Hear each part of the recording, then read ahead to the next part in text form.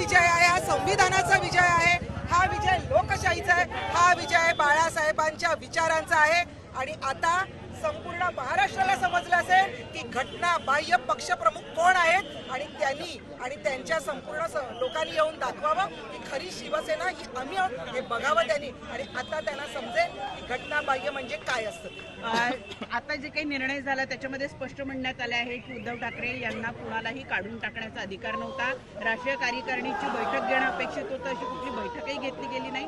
मुळात शिवसेनेची 2018ची जे संविधान सांगितलं जात आहे ते संविधानच खोटं आहे, अस्तित्वात नाही, अशा पद्धतीचं मत नोंदवण्यात आलं। अगदी आम्ही केव्हापासून तेच सांगत होतो की आमची शिवसेना किंवा ही शिवसेना ही कायद्याच्या चौकटीत राहून बनवलेली शिवसेना आहे। फक्त तोंडाची वाफ दौडून या गोष्टी सिद्ध होत नाही, याच्यासाठी कायद्याची चौकट लागते। आणि आम्हाला पूर्णपणे खात्री होती की लोकशाहीमध्ये नंबर्सना महत्त्व असतं, आकड्यांना महत्त्व असतं आणि आकडे आमच्या बरोबर होते। आणि आता खरी शिवसेना देखील आमच्याच बरोबर आहे।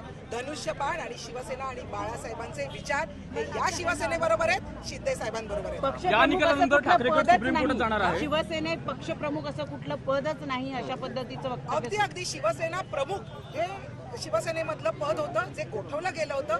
त्याच्यानंतर शिवसेना पक्षप्रमुख हे पदच शिवसेनेत नव्हतं, हे निर्माण करण्यात आलं आणि ते घटनाबाह्य होतं हे असं आत्ताच माननीय नार्वेकर यांनी सांगितलेलं आहे। आणि आत्ता त्यांनी कालपासून जो रडायचा कार्यक्रम घेतलाय तो यापुढेही सुरू राहील, कारण जेव्हा त्यांच्या विरोधात निर्णय लागतो तेव्हा हा निर्णय ही लोकशाहीची हत्या असते, हा संविधानाचा पराजय असतो।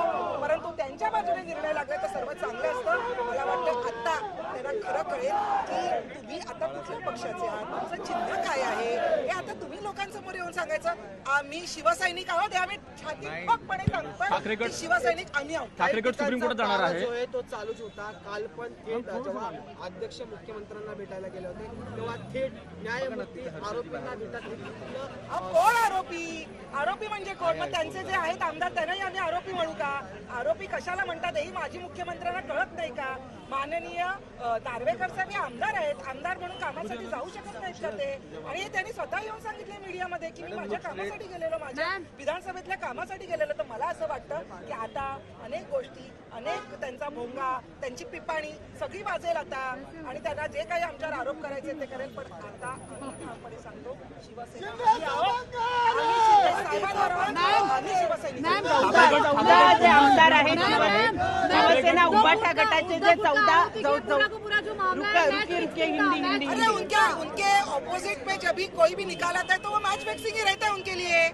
अगर उनके साथ आता है आमदार आता निलंबित होतील असं दिसत आहे उभाठा गटाचे, त्याबद्दल काय प्रतिक्रिया? राष्ट्रीय कार्यकारिणी लवकरच होईल आणि त्यामध्ये पुढचे निर्णय घेतले जातील। ठाकरे गट आता सुप्रीम कोर्टात जाणार आहे या निकालाविरोधात त्यांनी कसं कुठेही जावं, परंतु लोकांच्या न्यायालयात हे सिद्ध झालेलं आहे की ते शिवसेना नाही।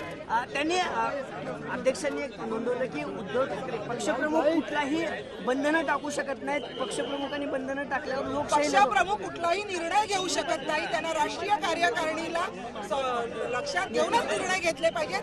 त्याच्यामुळे त्यांनी जे काही निर्णय घेतले ते सगळे अवैध आहेत।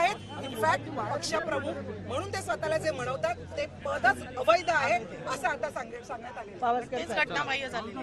भास्कर सर पुढे या ना सर। आम्ही भास्कर सर पुढे या। मोबाईल नाही माझा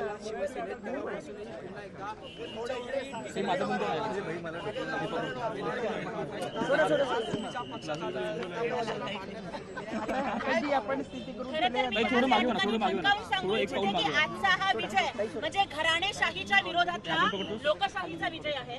आजचा हा विजय म्हणजे अब राजा का बेटा राजा नहीं बनेगा, राजा वही बनेगा जो हकदार होगा हे सांगणारा आजचा विजय आहे।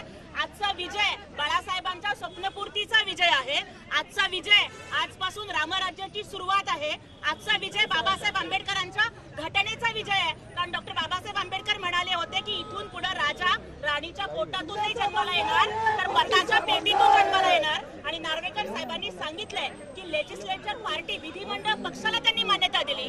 अहो जे रोज उठून जे पेंग्विन राजकुमार आमच्या विरोधात ओरडत होते ना घटनाबाह्य मुख्यमंत्री म्हणून, आता त्याने आरशात तोंड बघून सांगावं की तुमचे पिताश्री हे घटनाबाह्य पक्षप्रमुख आहेत आणि तुम्ही कोणत्या पक्षाचे आहात याचं उत्तर त्यांनी आम्हाला द्यावं की बाळासाहेबांची स्वप्नपूर्ती आज झाली की एक सामान्य शिवसैनिक मुख्यमंत्री पदावरती आरूढ झाला आणि स्वतःच्या आसुरी सत्ताकांक्षा पोटी ज्यांनी बाळासाहेबांनी निर्माण केलेली पक्षाची घटना पायदळी तुडवली त्या उद्धव वाकरेंच्या, होय मी वाकरेंच्याच म्हणतीये, त्या उद्ध्वस्त वाकरेंच्या तोंडावर मारलेली राज्यघटनेची सगळ्यात मोठी चपराक म्हणजे आजचा निर्णय. तुम्ही बाबासाहेबांचा उल्लेख केला. आज असंही म्हटलं गेलं की पक्षप्रमुख आले, पक्षप्रमुखाला एकाला सगळे अधिकार दिले तर लोकशाहीचं उल्लंघन जे ते केलं जातं. अगदी बरोबर आहे, कारण लोकशाहीमध्ये मेजॉरिटीला महत्व असतं. जिथे 67% आमदार आमच्या सोबत होते, 75% खासदार आमच्या सोबत होते, तिथं फक्त स्वतःच्या स्वप्नपूर्तीसाठी, स्वतःच्या सत्तेच्या स्वप्नपूर्तीसाठी उद्धव वाकरेंनी स्वतःकडे अधिकार घेतले. आजच्या निकालामधून घटनाबाह्य पक्षप्रमुख उद्धव वाकरे हे स्वतःच डिस्क्वालिफाय झालेले आहेत आणि खरी शिवसेना ही एकनाथ शिंदे साहेब